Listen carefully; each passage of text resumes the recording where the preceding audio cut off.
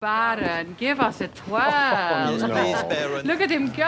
Yes, Wow. please. Look at you all. Where are we going? We are going to an event to honor the Baron. Oh. And you are not. Because you have made it very clear that your future lies with the humans, not the vampires. That's not Yeah, fair. Mom, we are a family. Right. We will always be a family. Thank and you. you are no longer part of the family. Capiche? Because you rejected your vampire family. I didn't. Yeah. The family. Oh, Colin Robinson, no. Ah, here he is. Should we saddle up? Well, why does the monster get to go and not me? Family. No, not him as well.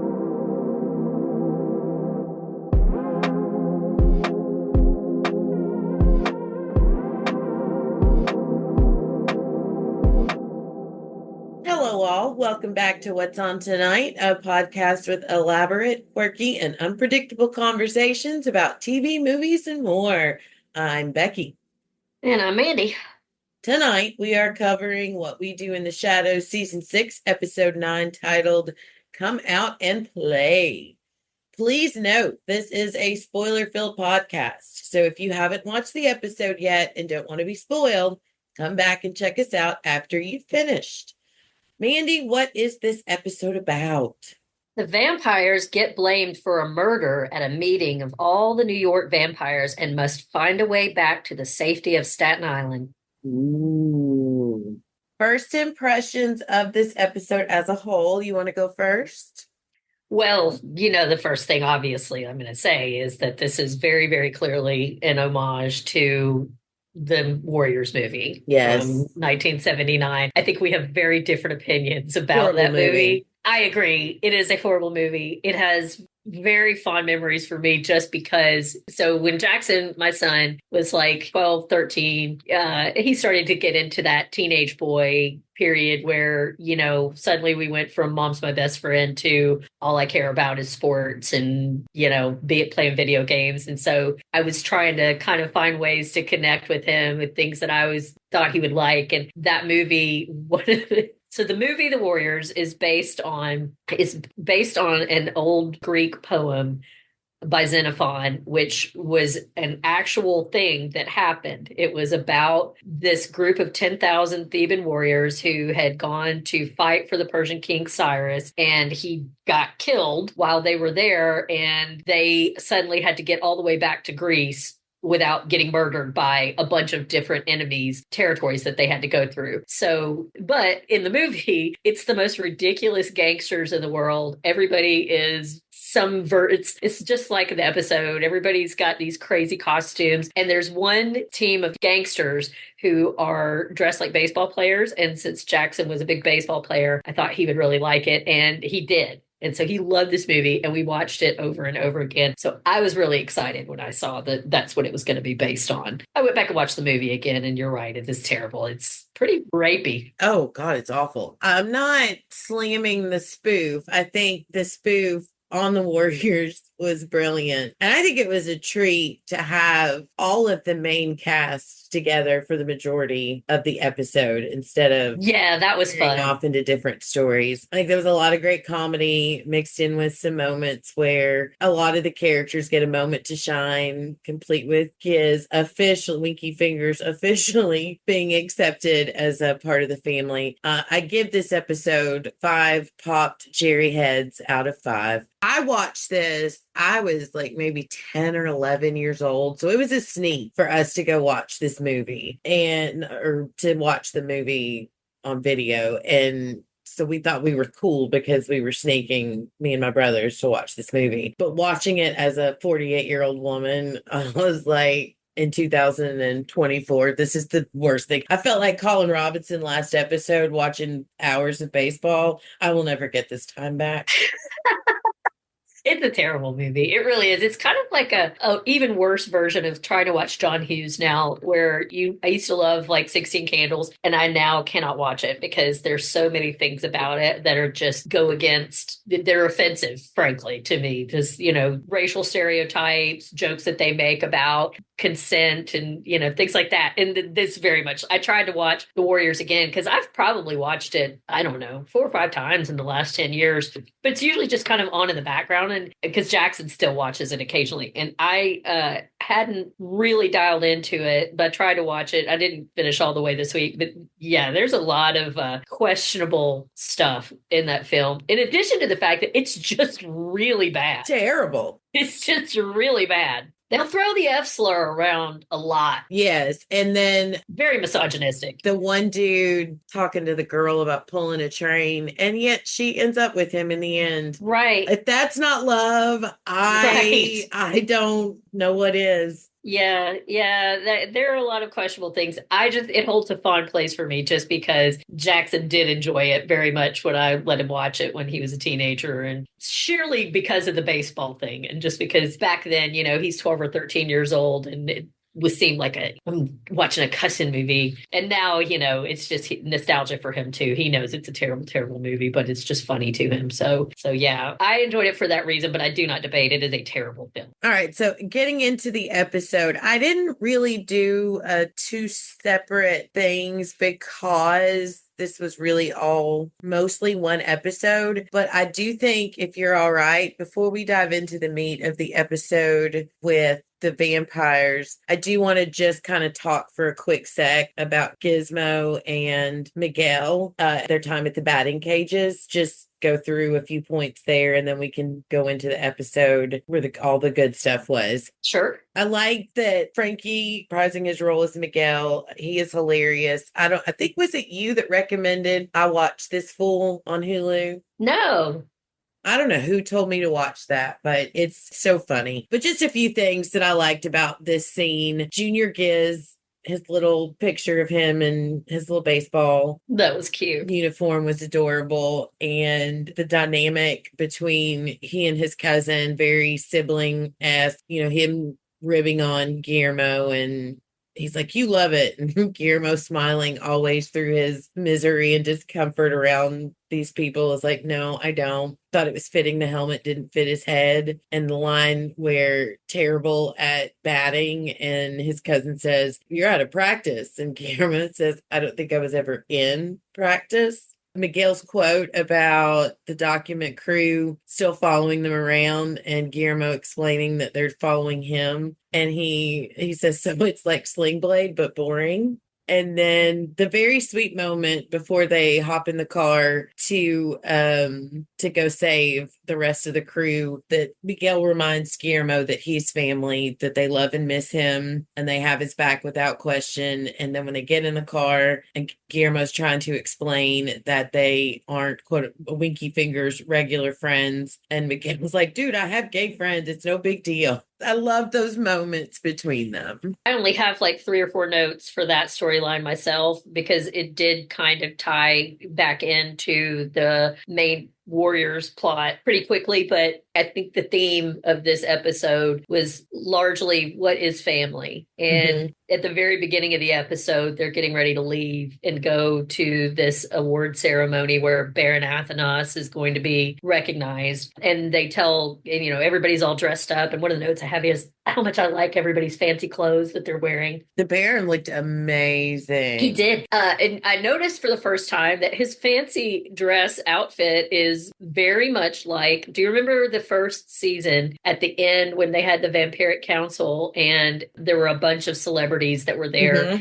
and the head of the Vampiric Council was Tilda Swinton? I think if you go back and look, Baron Athanas and Tilda Swinton look almost identical. I'll have to go back and look. Yeah, I don't know why that stuck out to me, but that was the first thing I noticed when they showed up. But anyway, and they tell Guillermo that he can't go because he's like, he's getting out of the shower. Apparently, he's got his little shower caddy. Because he lives in the shed, so he has to come in to shower. And he's like, where are we going? And they're like, you're not family. You rejected us. You're just with your human people. But we all know that Guillermo, very quickly, you know that as a viewer, but then it's reinforced when he goes to hang out with Miguel that he's very disconnected from his human family. Like in a large way, the vampires are his family and they've rejected him. But he goes and he's hanging out with Miguel and Miguel reminds him, no, you have a family. Like, we love you. And I thought it was funny how bad he was at baseball and his And Miguel saying, you're out of practice. And he says, well, I don't know that I was ever in practice. And Miguel reminds him, yeah, no, you were. When we were kids, you used to play all the time. Like you were a baseball player. Like you used to be more human. You used to be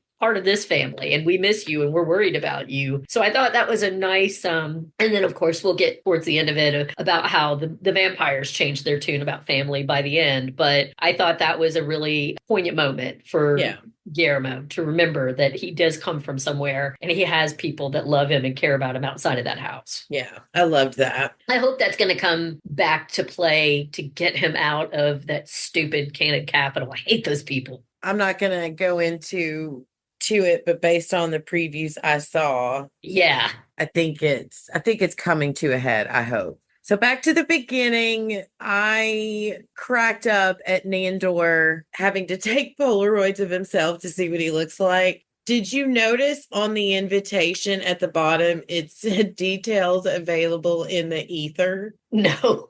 I love these ether callbacks that we're getting this season. Yeah, that's funny. I missed that. What did you think, Nandor, when he's talking about the award, that he's never heard of such a thing, but it sounds really cool. Yeah, Nandor, bless him. He was adorable this episode. I liked when they were talking about, that Nandor or that Guillermo can't come because he's not part of the vampire family. And immediately Colin Robinson says, yeah, the family. And Nadja shuts that shit down right away. She is not having vampire puns. The way they continue that through this entire episode is one of my favorite parts of the episode. I wrote that's in my notes. Love this continuation of Nadja being annoyed. But then the monster comes out and Guillermo's, well, why does he get to go? And then he says it too. Family. Yeah. Yeah. She's like, still not having it. Not him as well. That is the clip we have opening this episode. Oh, good. Yeah. That one's funny. I think it's sweet the Baron is being gushed over, even though we later find it's for nefarious reasons. Did I use that word correctly? You did. Look at me. I learned that from Phineas and Ferb. You learned nefarious from Phineas and Ferb? Can't say Not that 5 Phineas times fast. and Ferb, but no, it was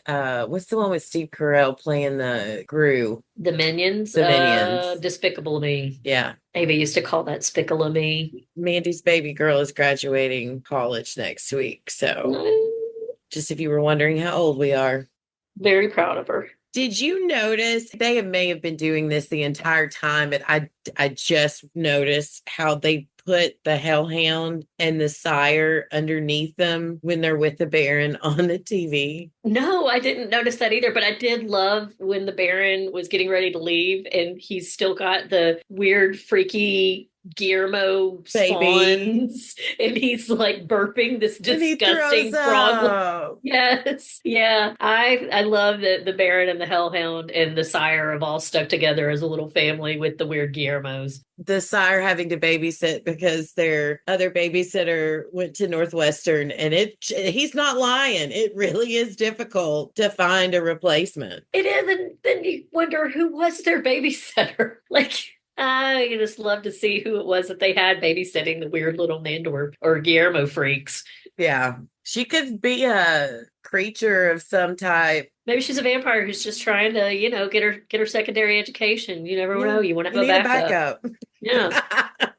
Okay, so I'm going to move into the arena when they arrive. Yeah, they get to the awards. They get to the awards, and I've got a breakdown of first 8 groups of vampires that they come by, and a little note about a couple of them. Yeah, so they get to the thing, and Jerry is going to speak. But as you're looking around, this is where the whole warrior comparison comes in. You start to notice that there are all these very oddly dressed groups of vampires. We start with the Lower East Side vampire punks. Nandor hasn't seen them since they spit on him in 1983, but it's okay because it's what they did back then. As an ex-punk kid, that really, really made me laugh. Did y'all spit on each other? I couldn't stand that shit. I never got in the pit. I never did any of that stuff. But all of the guys that I hung out with back in the 90s, it was like you were not cool if you weren't in the pit. And if you went to a hardcore punk band and they spit on you, yes, I absolutely knew dudes who thought that was an honor. Not me. But yes, I did know guys who would have told you, like, Gigi Allen spit on me. I thought it was just because Nandor was mad that he got spit on, so he was trying to No. make it look like a cool thing. I am No. even more horrified to know that that's real. No, that's 100% real. Somebody was obviously in the punk scene at some point. For sure. Then we have the Fly Guys, and then the Hampton Vampires, or as Colin Robinson says, much to Nodge's annoyance, the Winky Fingers Vampires. It's that one. And Nandor's like, I hate those dipshits. It's that one. And then this is my favorite, the Manhattan All-Girls School Vampires. Yes, that was my favorite Colin too. Robinson says there's vicious and ruthless killers, both socially and in a murder sense, and how they diss Nadja. Yeah. Teenage girls are mean. He's right. They're vicious and ruthless. Yeah. As vampires, I imagine they would be the worst of the lot. And then we have the Coney Island Carney Vampires, the Leatherette Vampires. Did you notice one of the Coney Island was a bearded lady? No, dude, there was so much to see. That's probably one I'm gonna I have to go know. watch like 6 more times, but Yeah. I will look for that next time. Then we have the Rockaway Surfers and the JFK TSA Vampires and Nadja. That actually might Thank be you my for your favorite. service. That was great. That was like, can you imagine? It's almost like my problem with Twilight was you have immortality, and you're telling me what you choose to do with it is repeatedly pretend to go to high school. And it's the same thing here. You're a vampire and you're deliberately working at TSA.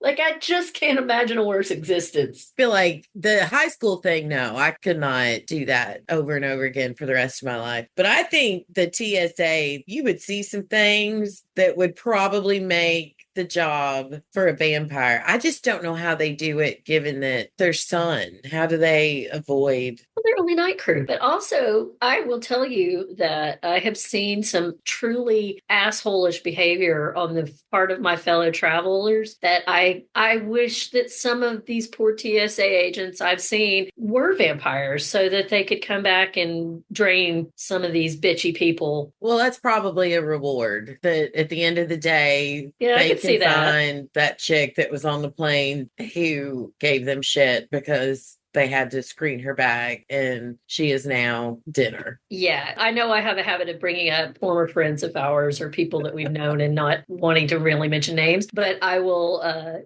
say one of my former best friends that you know right off the bat who I'm talking about. When she was traveling one time, this is one of the ways that I knew that she and I had grown to be very different people when she told me this story and thought that I was going to laugh about it. She was traveling like a huge full-size bottle of lotion, which everybody and their mother knows you cannot take in your travel on. It can't be more than 3 ounces. And she had like a huge bottle. And the lady had to tell her that she had to dump it. And she actually pulled this bottle probably costs more than you make in a day. So yeah, again, I am not one of those people that bitches about TSA. It's not fun. It's probably my least favorite part of flying is getting through there. But my sympathy is all for those people. I've never had anybody be hateful or rude or anything. They just want to do their job and go home, just like the rest of us. And I imagine that they have to deal with a bunch of shit every day. So yeah, I think maybe it might be a good thing to be a TSA vampire. I'm going to go back. That might just give you like some impetus to find some humans you'd like to take out. And my flights would be less full. They're doing a service. So yes, as Najee said, thank you, TSA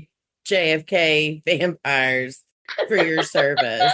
I want to ask you if the Baron's Winky Fingers humility, all of this for me, does that remind you of anyone? The Baron's Winky no. Me! Like walking into my own birthday party that I've spent weeks and weeks planning for myself. Yeah. The feints, all of this for me. Me? You do have your entire birthday month of October. I've calmed down a lot. Yeah, and that's not a good thing. I mean, I miss the old days when you were ready to party from October 1st to October 31st. Yeah. Take the whole world on a ride in Becktoberland. You need to bring that back this year. Well, maybe you should bring it back and celebrate me for the entire month of October. An advent calendar, but for my birthday. Might be able to do that this year. A Beck vent calendar. It's good to know that impulse is still inside you to celebrate It's you. still there, right? My mom would be so happy.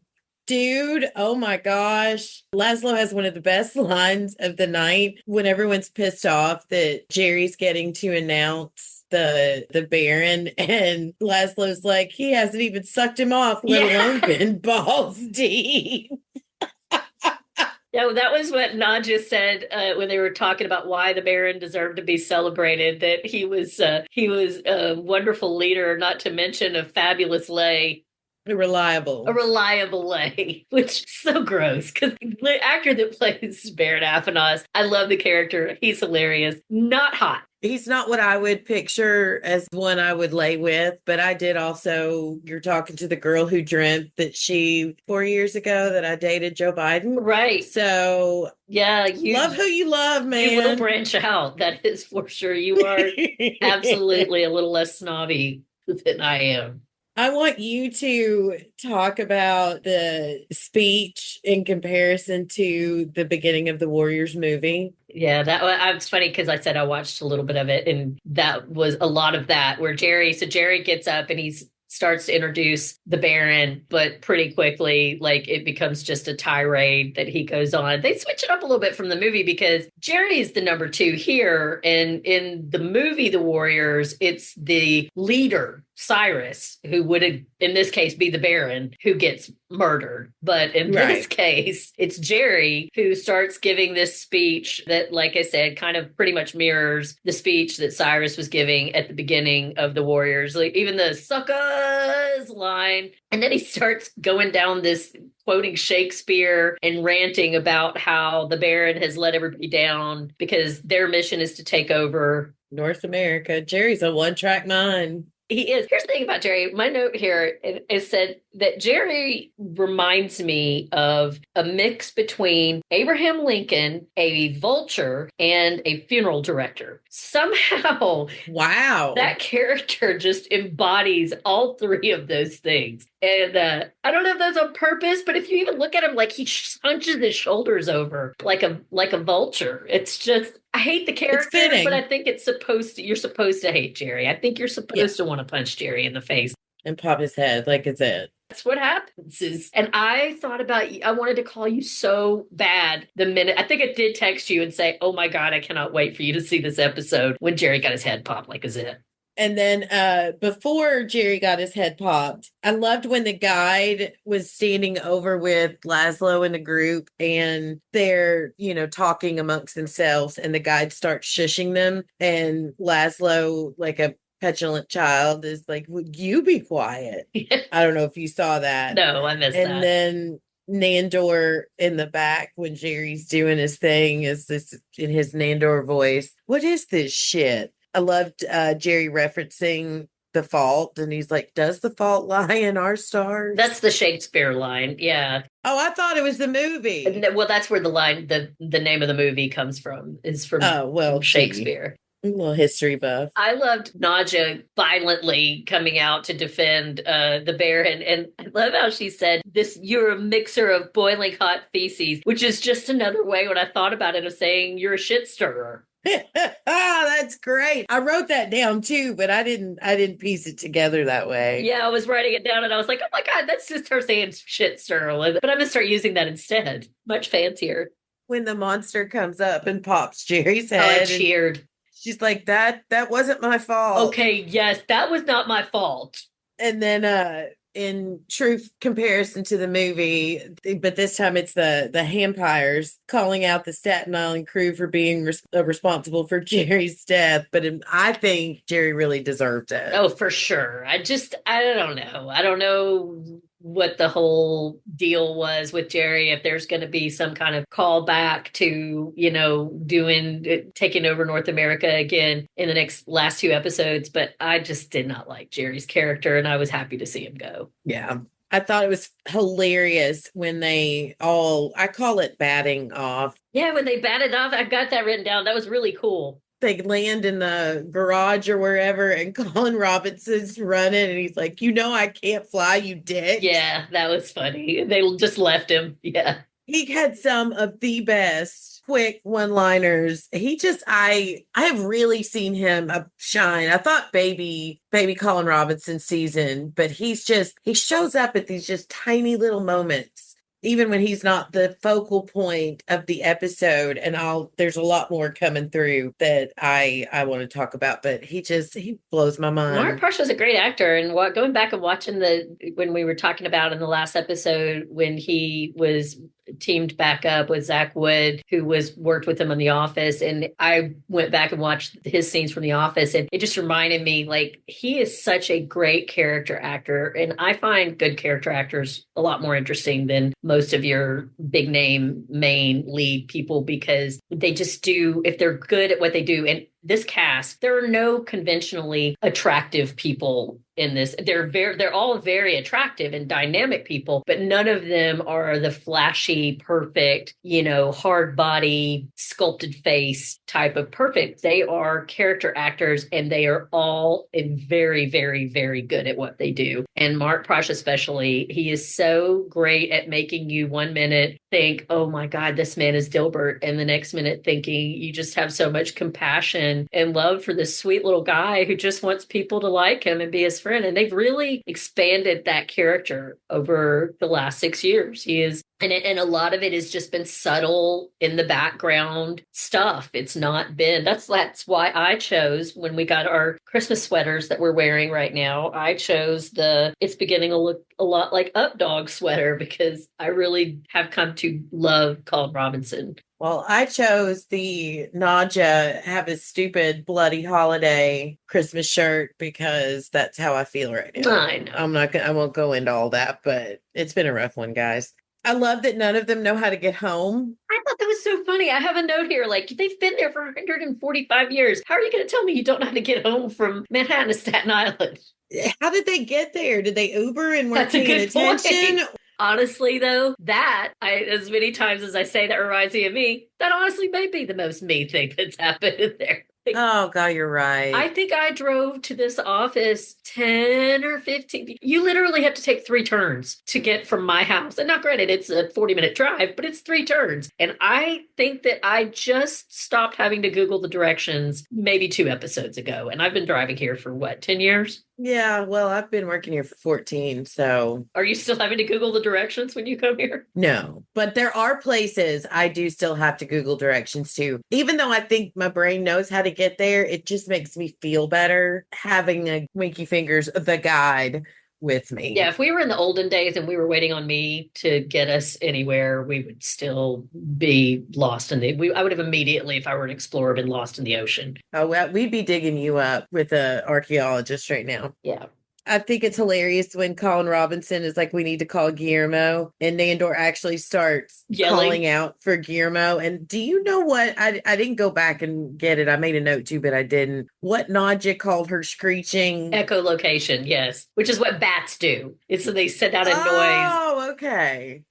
Her version of it was, and Colin's like, I am on the phone. Just call him on a cell phone. You don't have to do that. Before we move past that, because I don't know that I'll ever have a chance to bring it up again. Something else about Colin Robinson's character that I've noticed over the years that I don't know if have you ever read the book Confederacy of Dunces? It's very funny. It's kind of a cult classic. It is about this guy who lived with his mom in New Orleans in the 70s. And he was a guy that thought he was like the smartest, coolest guy on the planet. But really, he is just a big pedantic weirdo idiot that nobody likes, and he wears a hunting cap all the time. And I think that is why they put Colin Robinson in that hunting cap so much whenever, because did you notice, like, in the scene when they're in the warehouse when they've flown off, that he's got that hunting cap on? And it reminded me, he actually wears that a lot, and I genuinely believe that they have that because they're making the comparison between him and the guy that was the character from Confederacy of Dunces. That's funny. I want to give a nod to the one schoolgirl vampire when they're hiding. It says dibs on the one guy with the really gross man bun.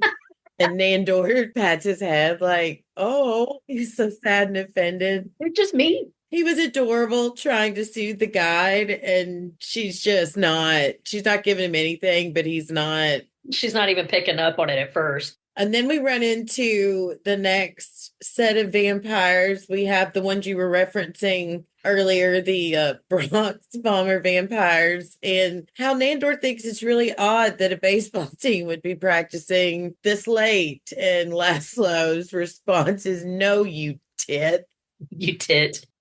So great. He comes up with some of the best cuss words. Yeah, that was the thing about the movie The Warriors, which again, when it came out, it was not very successful. It has become a cult classic. One of the funny things about it is, like I said, it's based on that poem about these warriors trying to get back from Persia to Greece. And they do go through all of these different territories and these different tribes. So the makers of this film, to try to differentiate all of these gangs in New York, they just decide to start giving them the most ridiculous, some of them just have different shirts on. They'll all wear brown shirts. They'll have, the warriors have vests. Like, I think they're supposed to be vaguely Native American, which is one of the many offensive things about this movie when you watch it in 2024. But then it just gets progressively more ridiculous as it goes on. I don't know if they started just running out of money in the budget or what, but they're just like, screw it. Let's just make a bunch of them baseball players. What gang in New York in the 70s is running around dressed like a bunch of 1905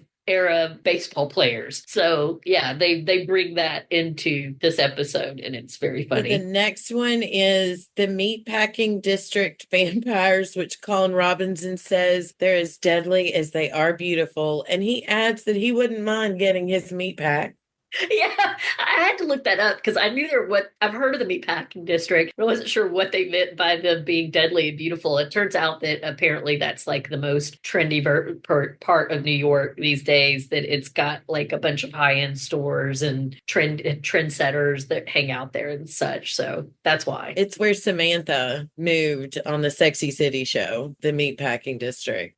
I think you've been in New York more than I have. I should have known you'd know that. I do love some New York. I've never actually been to the Meatpacking District, though. They got a Target? I don't know, but I'm assuming I'm guessing you probably have to go several city blocks. Probably can't wear my pajamas and Uggs. Yeah, if I can't wear my pajama pants, I'm not going. The next one is, I love this whole scene, the confusing 80s music reference vampires. I love, I don't know, I don't remember who it was, if it was Colin Robinson or Laszlo, that they're the Fame movie or TV show vampires. Yeah.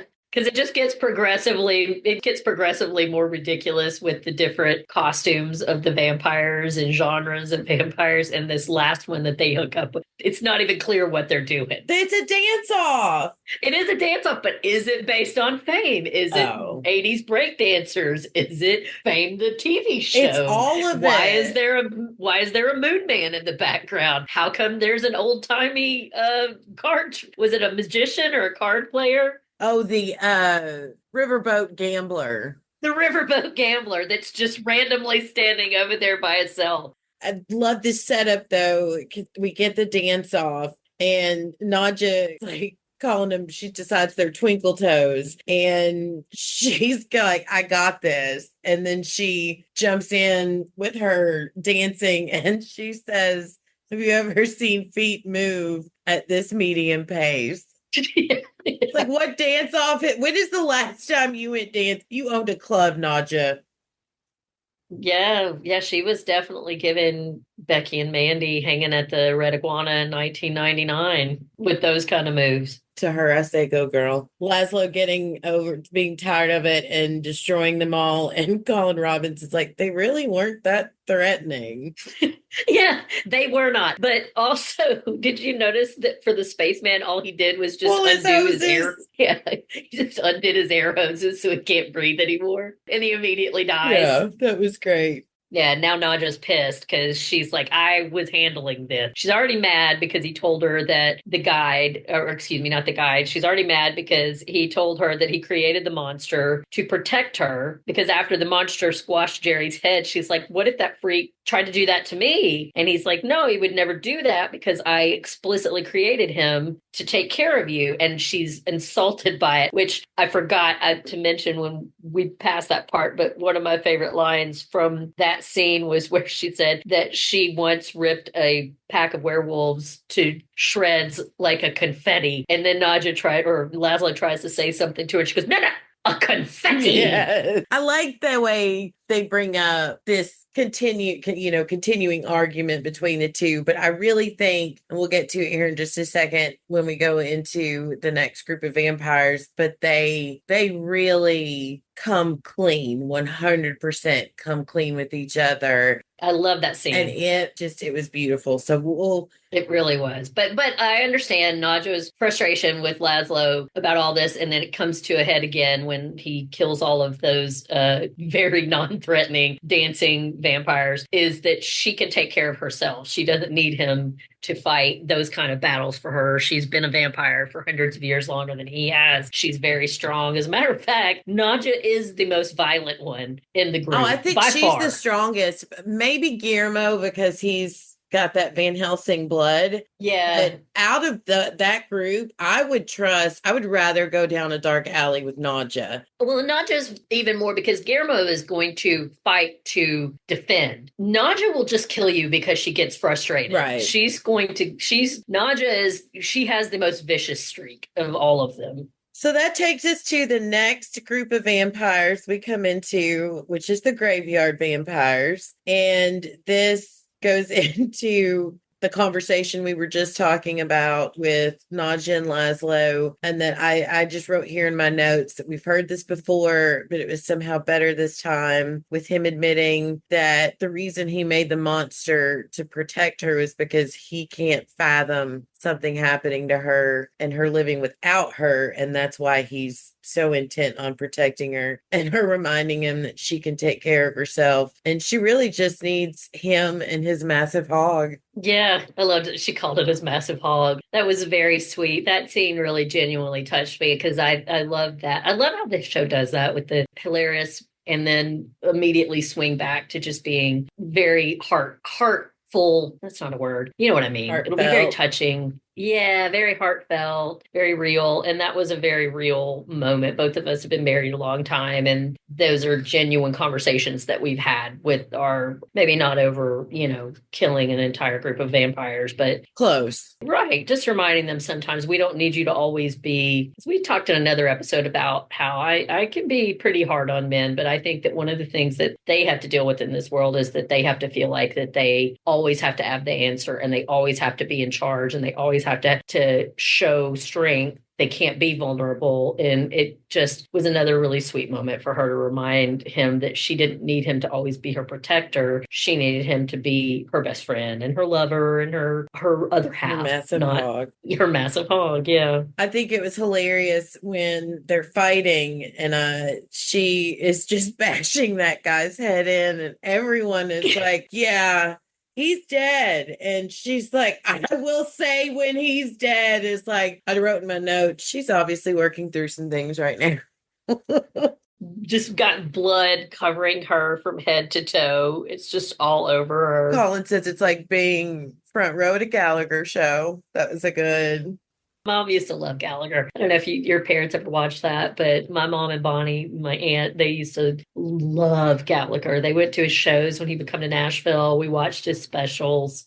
Gallagher was their guy. I know who he is. I've seen it. I didn't get into it. Well, his big thing was smashing watermelons. So she absolutely did look like she'd been at a Gallagher show. I think the moment between, I think it was very one-sided, but I loved the guide's conversation being real with Nandor and her comment about with him, it's all about the conquest, not the victory. I think that was brilliant. And then I like the callback to where she starts listing all of these people and she mentions Eddie, Guillermo's old boyfriend. Yeah, I'd forgotten about him. I had too. It makes me want to go back and watch those episodes. And then of course Nandor completely misses the point and it's like, could you repeat that? And then that comes back again when they get home, but we'll come back to that. And did you notice when they're in the graveyard and Nadja and Laszlo are kicking butt And Colin Robinson's like, Nadja, there's still some over here. Because he's totally fine with Nadja. He knows Nadja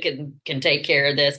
One of the things I did think was funny about the graveyard scene was when Colin Robinson said, well, if you hang out in a graveyard, you can expect spooky crap like this. Yeah. Like, he is not about the goth sensibility at all. I also think that the graveyard vampires were called back to, I think it was the Vampire Lestat. I don't know if you ever read the book yet. I know you were going to. I listened to it on audio.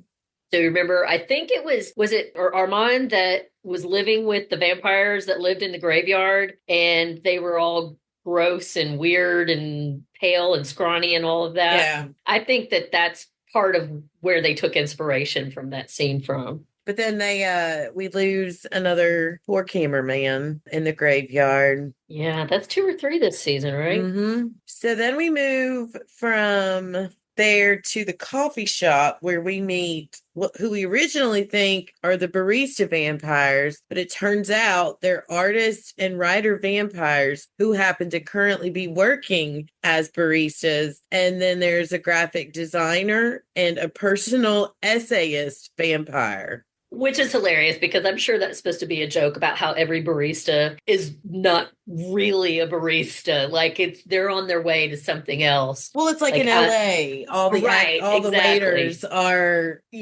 just waiting for their big acting break. Right. I'm not a barista. I am a graphic designer. Yeah, I think that was absolutely what that was supposed to be a joke about that. I enjoyed Colin Robinson when he had his whipped cream and the guide is disgusting, like, do you want a straw? And he's like, nope. I like how they are all just kind of chilling in there, like Nandor or Laszlo's got his a toothpick back in his mouth, like back when he was Jackie Daytona, the normal human vampire. But I love how they're just all just kind of like, ugh, we're tired at this point, just kind of hanging.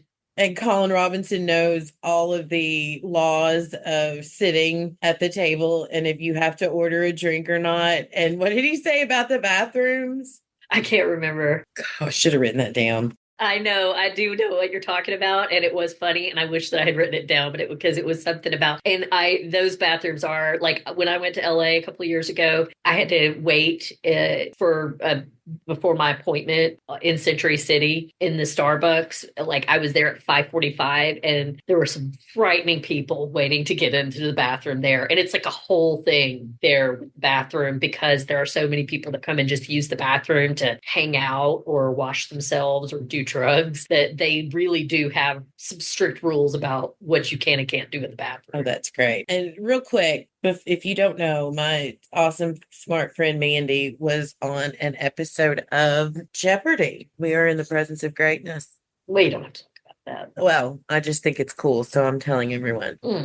I love Miguel busting in and with Guillermo, and Miguel still doesn't believe they're vampires, and then Nandor grabs him by the head, which actually brings us to the second sweetest moment of the episode when Nandor is like, oh, you're Guillermo's family. And he fist bumps him because he heard that Miguel once locked Guillermo in a closet cabinet for 6 hours. But yeah, and then he's like, oh, if you're Guillermo's family, you're our family too. So we've gone full circle from the beginning of the episode where they were telling him he's not really family. Yeah, and the look on Guillermo's face, it was so sweet. I loved that fight scene. I think it is great that each vampire is giving some kind of commentary on their fighting or their drinks or what to do. And then when the one vampire is getting steam in the face and Colin Robinson says a vamppuccino and not just like, I will fucking kill you. Yeah, I did love how they kept that going through the whole episode. It's very on brand for Nadja to hate puns. It's so good.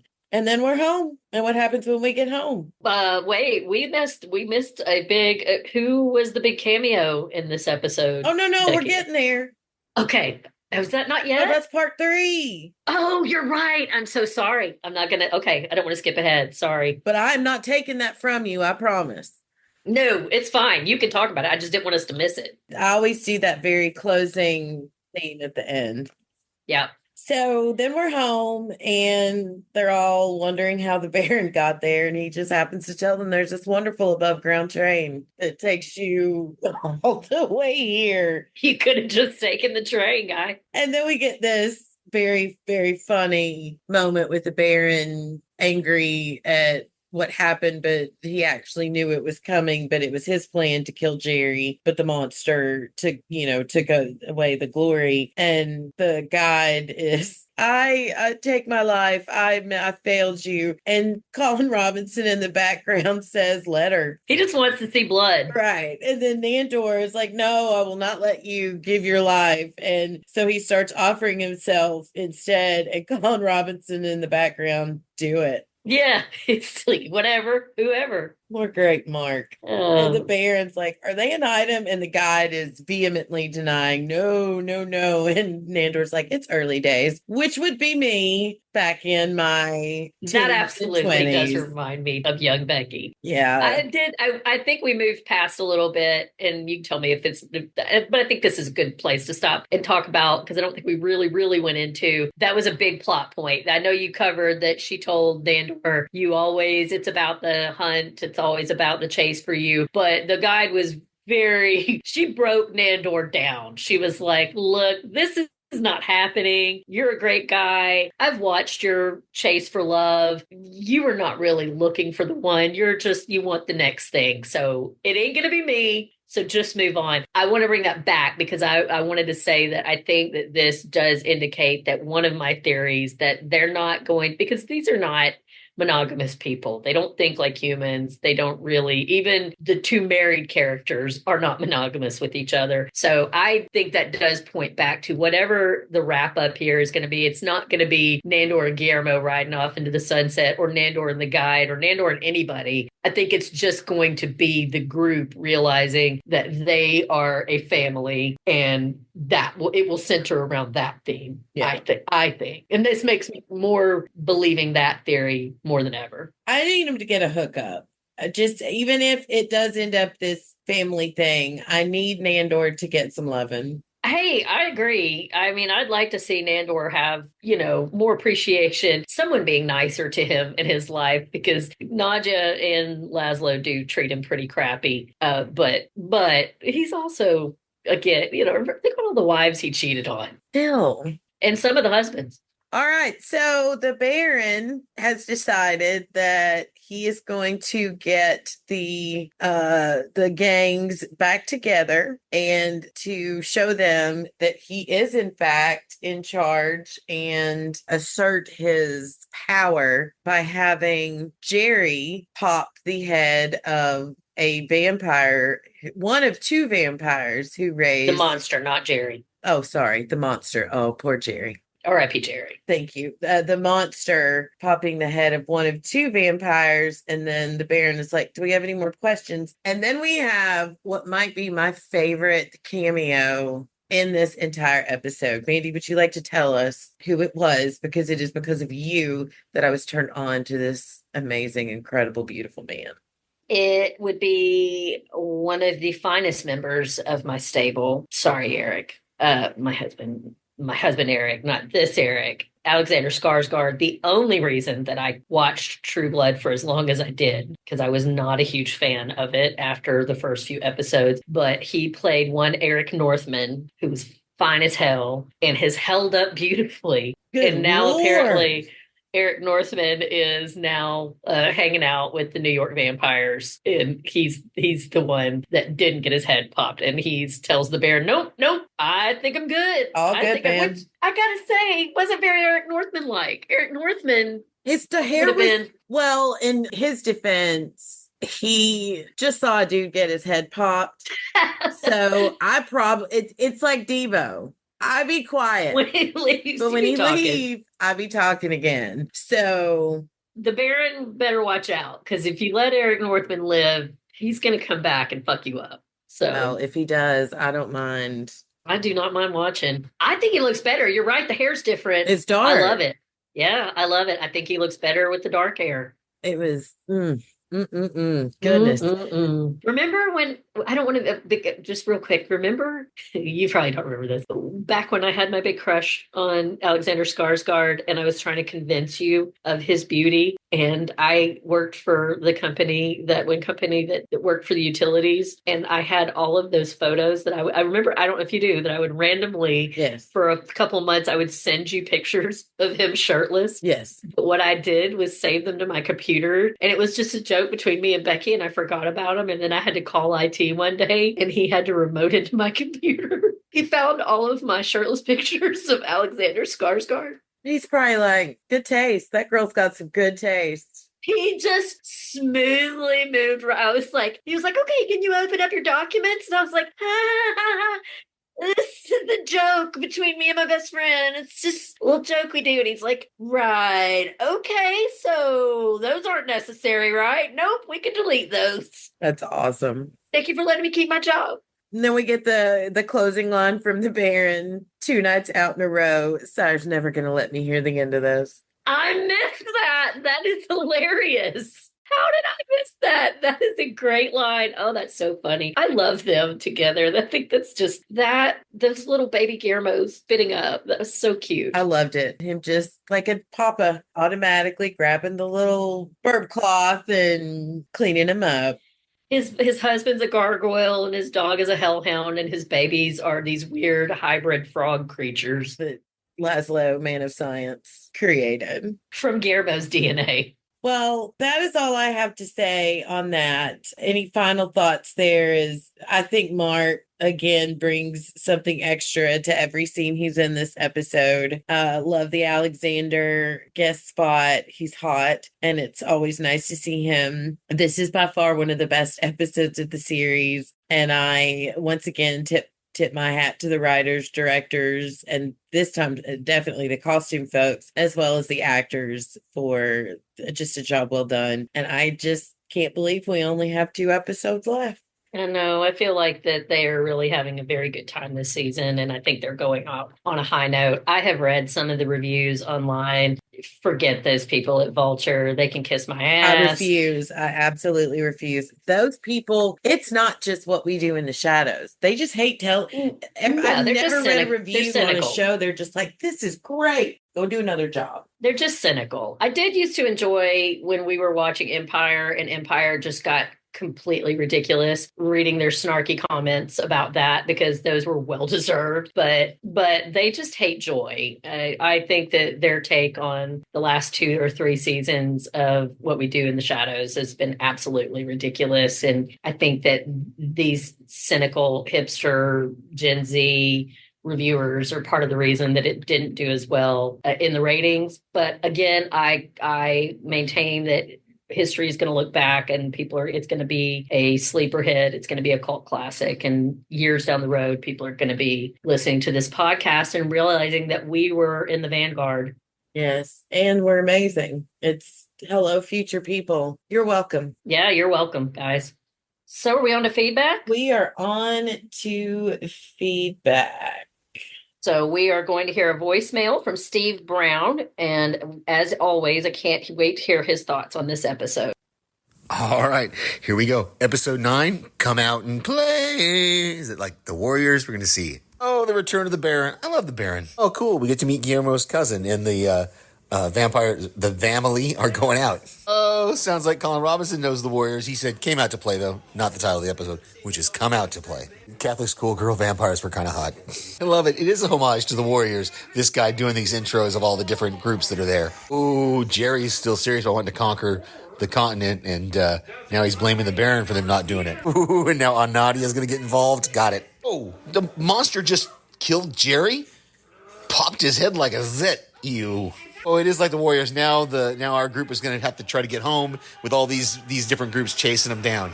Now I want to find my copy of the Warriors and watch it. I love this Miguel.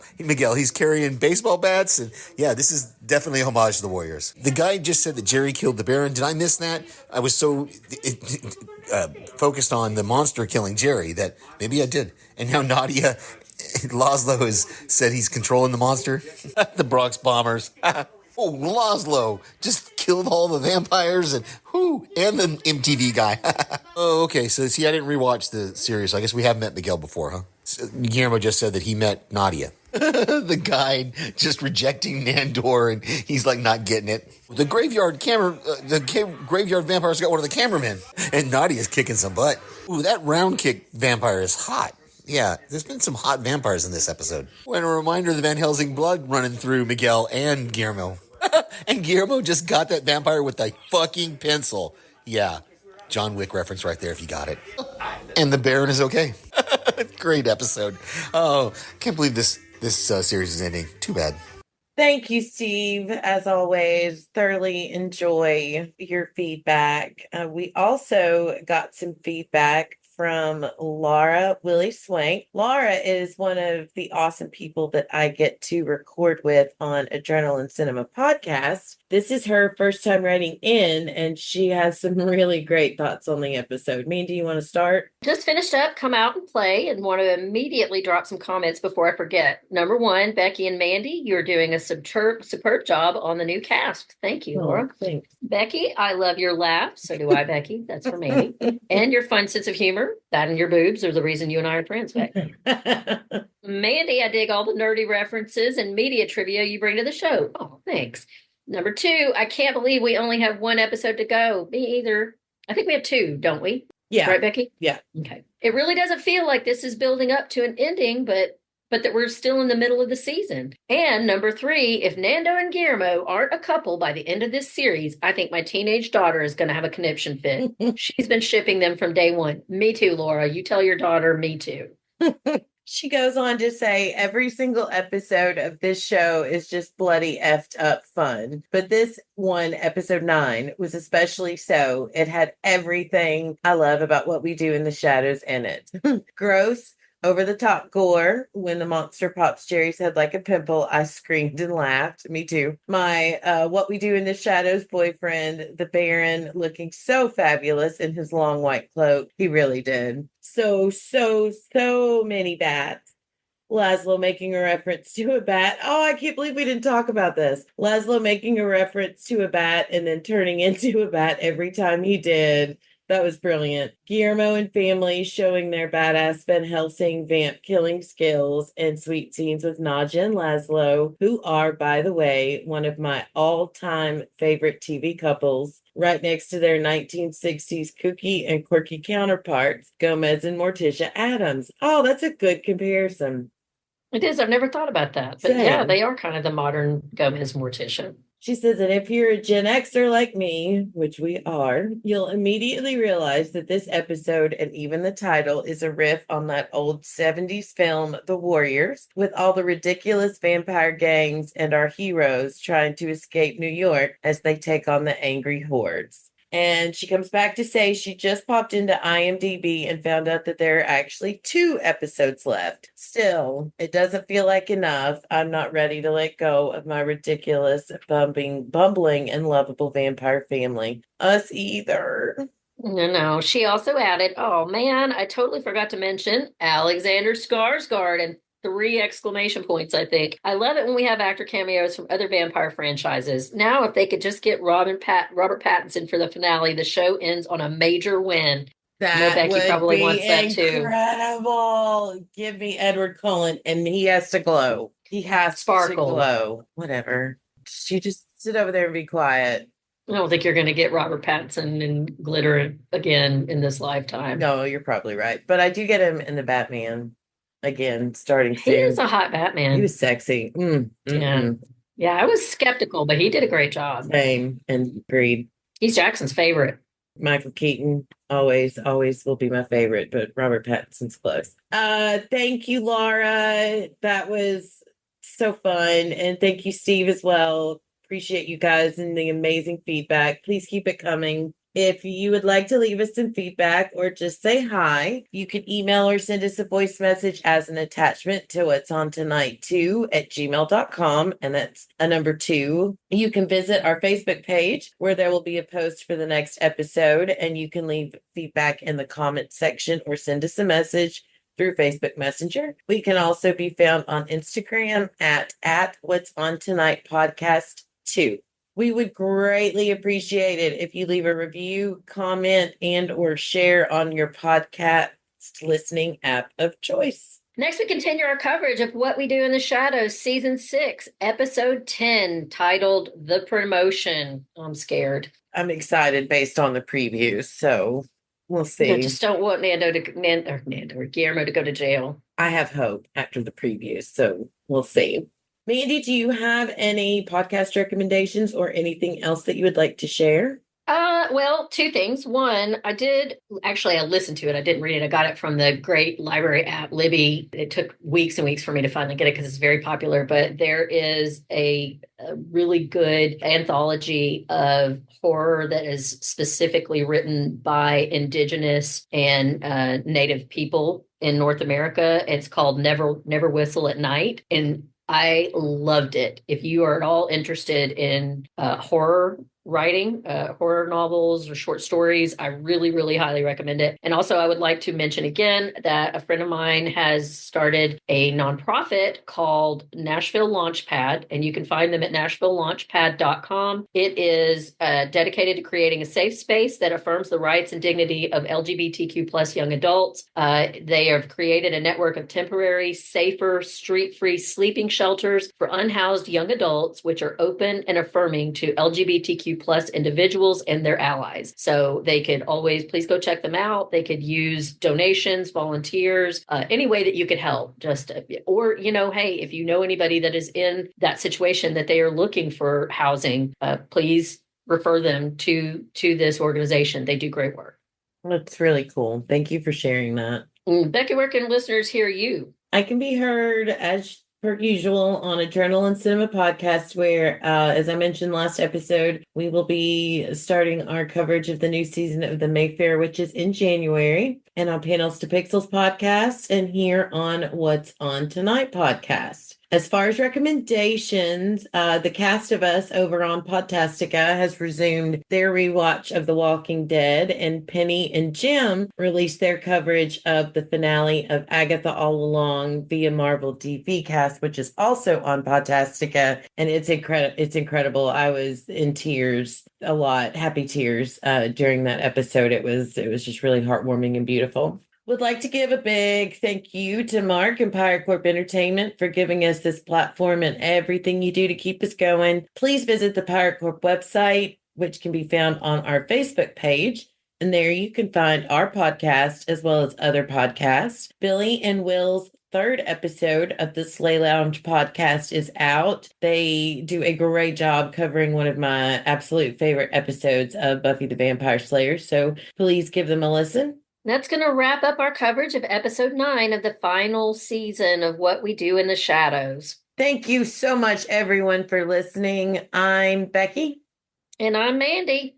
We'll catch you next week when we grab the remote and see what's on tonight. Bye.